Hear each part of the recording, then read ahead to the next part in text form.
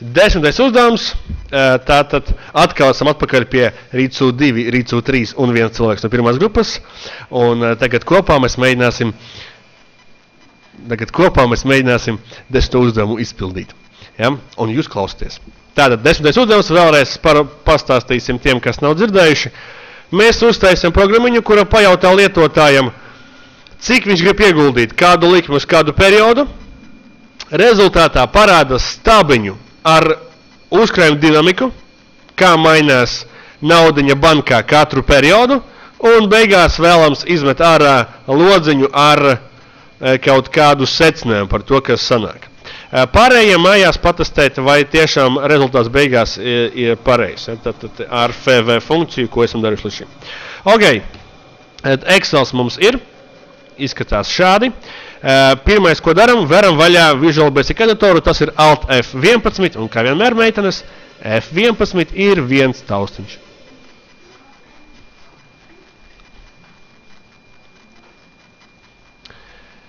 Lūk tā, tagad es nevaru te mazliet izlīdzināt.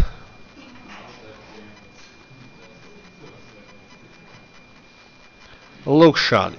Labi, tagad viss ir gatavs. Pirmais, ko izdaram, ir jāieliek šeit koda lauks. Kā to var izdarīt? Vietiņu, kur rakstīt kodus. Insert module, jā.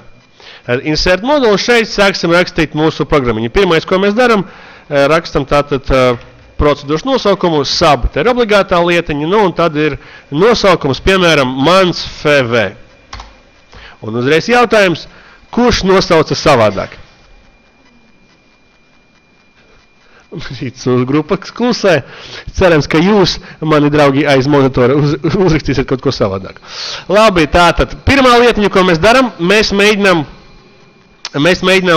uztaisīt to dialoga logu. Kurš jautās? Tā nav forma, ko mēs paši veidojam, tas ir mazliet vienkāršāk, ir speciāla procedūra, kas jau ir iebūvēta Excelī, kas vienkārši uzdod dažādas jautājumus. To sauc par input box. Un to realizē šādi. Tātad input box kaut ko beigās mums pasaka, tātad kaut ko saglabā, tātad mums ir jāievieš mainīgais. Tātad mainīgais ir vieta atmiņā, kurā glabāsies tas, ko lietotājs ievadīs. Tā kā lietotājs ievadīs tad maksājuma summu, procentus un periodus, būtu liederīgi izmantot mainīgos, piemēram, A, kas laikam nozīmētu pirmā iemaksa.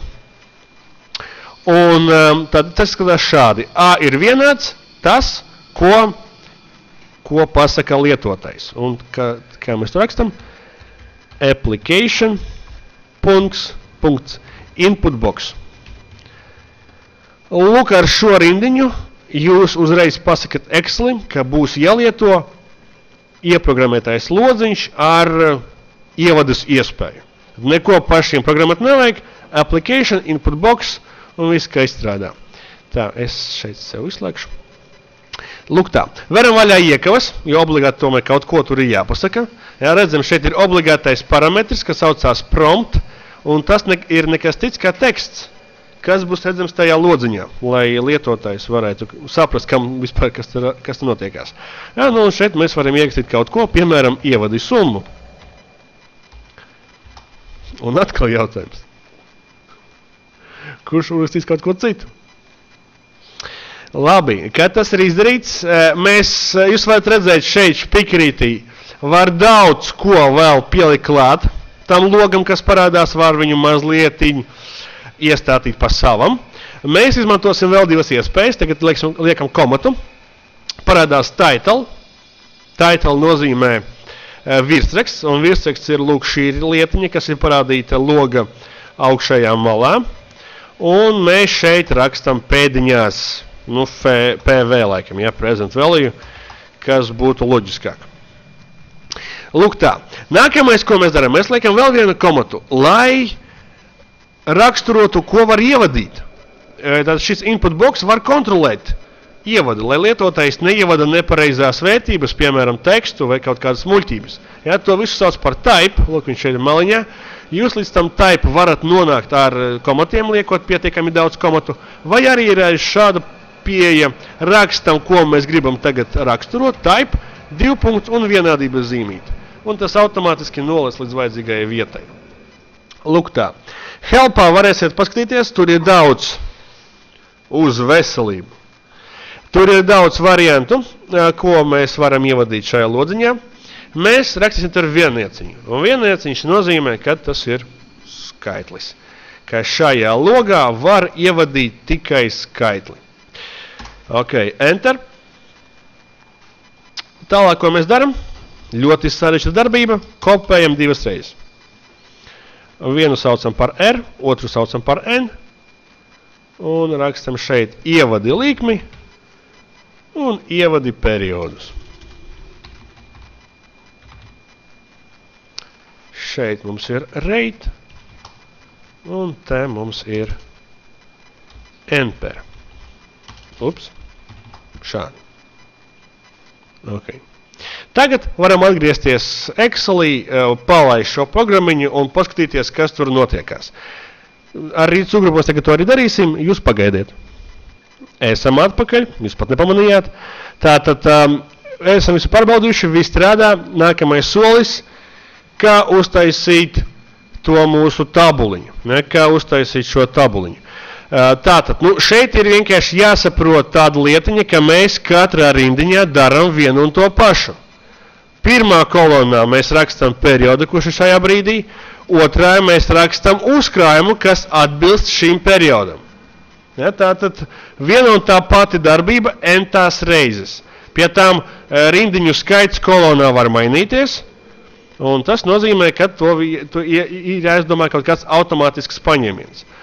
Un tie, kas labi mācījās pirmajā semestrī, zina, ka var lietot šo te ciklu, kurš izpilda vienu un to pašu darbību vairākas reizes. Ok, kā tas strādā? Rakstam sākumā ciklu for, tad ir jāizdomā kaut kāds mainīgais skaitītais, kurš katreiz mainīsies. For x ir vienāds ar vienanieku, tad sākumā ir pirmais periods, līdz for x vienāds ar vienanieku līdz. Līdz kam? Skaļāk? Līdz n. Līdz n, pilnīgi pareizi. Un tad ir next, lūk, šādi pabeidzam. Ja? Tātad for x viens ar viens līdz n. N tās reizes mēs darīsim vienu un to pašu darbību. Un kādu darbību mēs darīsim? Mēs rakstīsim tās rindiņas. Tagad galvenais joks, ka tabula tiek veidota no aktīvās šūnas.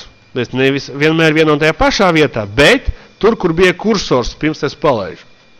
Kurš atcerās, kā varēja rakstīt tieši aktīvajā šūnā?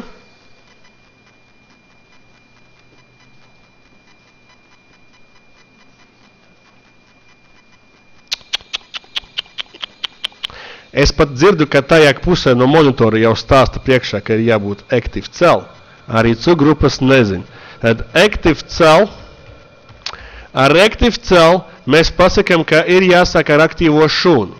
Bet atkal, man taču nav visu jāraksta aktīvajā šūnā. Man vienmēr ir jākustās uz leju turp no aktīvās šūnas. Kā to varēja izdarīt? Un tāpat mēs jau dzirdam, ja? Jūs arī jau dzirdat, ka no tās puses RITSO grupa jau kliedz, RITSLO arī kliedz, ka ir jālieto offset. Jo ar offset palīdzību mēs varam virzīties no kaut kāda šūnas relatīvi. Un tas strādā šādi. Ja mēs atrasim iekau, viņš pajautā, pa cik pavirzīties uz leju pa rindām un pa cik pavirzīties pa labi kolonnās. Un mēs rakstam kaut ko šādu. X0. Tātad, ko tas nozīmē? Katru reizi virzies uz leju, maini rindas uz leju no aktīvās šūnas, bet kolonnu, ko? Nemaini. Un ko mēs rakstīsim pirmajā šeit stabiņā?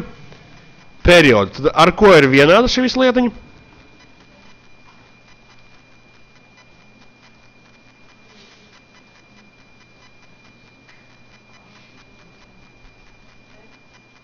Ar n mums piedāvā cilvēks, kurš kaut cik domā. Protams, tas nav pareizi, jo n vienmēr ir gala rezultāts. Man vajag, lai viņš katru reizi skatās. Un katru reizi x vērtība kontrolē šo lietiņu. Tad katru reizi jaunu periodu nosaka x. Nākamā lietiņa ir blakus rindiņa. Tad šī koloniņa. Ko man ir jāpamaina šeit pie offset, lai viņš rakstītu blakus, bet citā kolonā? X aiztiek? Nē, X nevajag aiztiek. X plus 1 arī nevajag. Jo X mainīs rindu, a man vajag mainīt kolonu.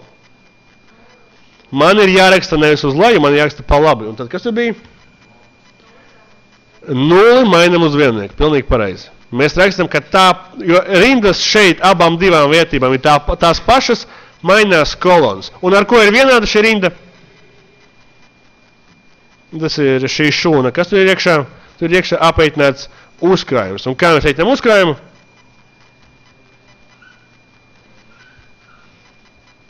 Nu, tagad būs sarežģīta funkcija, kur jūs nekad neredzējāt.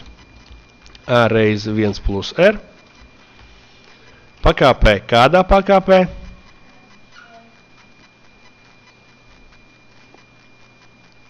Kādā pakāpē? Pakāpē X, jo mums katru reizi vajag atbilstošā perioda, nevis vispār kopējā perioda, kopēja daudzuma, ja? Bet konkrēti katrā dienā. Lūk šādi. Ja mēs tagad ātriņām paskatīsimies, patestēsim šo kodiņu, tad mēs redzēsim, ka viņš skaisti zīmē vienkārši divus stabiņus. Tātad to mēs tagad pamēģināsim izdarīt, jūs gaidiet. Un kuru reiz esam atpakaļ, tagad ātriņām uztaisīsim vēl pāris tādas fīčiņas. Pirmais, ko izdarīsim, kolonu nosaukumus pieliksim klāt. Ja, tātad, kā mēs to daram, tas pats ActiveCell vienīgais. Sākam nevis no nākamās rindas no aktīvās šūnas, bet tajā pašā aktīvajā šūnā vai pa labi no tās rakstīsim vienā variantā periods un pa labi rakstīsim uzkrājums. Lūk šādi. Ja? Nākamā lietiņa vēl ir pārbaude uz kļūdiņām, jo pašlaik ja es gribu kaut ko saku rakstīt, bet tad nolēmi, ka nē, pagaidām nevajag, neesmu vēl morāli gatavs depozītam, nospriežu cancel, viņš tāpat visu izdara. Ja? Kaut ko viņš var, to viņš izdara, tas nav labi, tāpēc mēs pieliksim klāt šeit vēl pārbaudes. Ja? Un tas izskatās apmēram šādi. Ja A ir false, tad, un to sauc par exit sub, and if. Lūk, tāds izskatās. Ja? Tātad šī neliela rindiņa, vai 3 rindiņas, izies ārā no programmas gadījumā, ja mums ir kaut viens neievadītais. Šeit uzmanīgi, ja if sākas, tad ar end if viņš beidzās. Obligāti end ifam beigās arī ir jābūt. Ja? Tāda vispārējā veidā tas tā izskatās. Tā, labi. Nu, un pēdējā lietiņa ir tas mūsu paziņojums, ka viss ir labi. Un paziņojums, ka viss ir labi, saucās message box.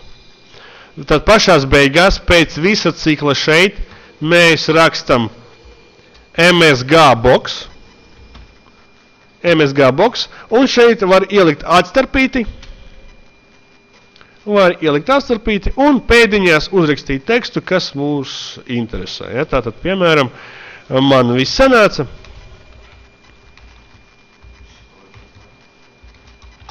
Šādi.